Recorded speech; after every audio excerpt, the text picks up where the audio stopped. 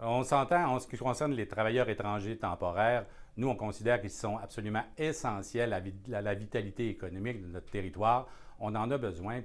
La Conférence régionale des préfets veut que les partis fédéraux se positionnent sur la question des travailleurs étrangers temporaires. Il faut comprendre dans tout ça que depuis le mois de septembre, les entreprises ne peuvent pas avoir plus de 10 de travailleurs étrangers temporaires au sein de leur entreprise et il y a de nombreuses PME qui sont confrontées à des enjeux de pénurie de main-d'œuvre.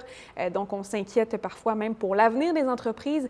C'est d'ailleurs le cas chez Proco, une entreprise qui est installée à Saint-Nazaire et à la Baie, où on souffre de ces mesures-là.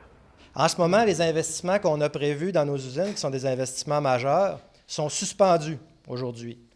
Parce que demain matin, je ne sais pas qui va pouvoir opérer nos usines si on se débarrasse de nos travailleurs étrangers temporaires.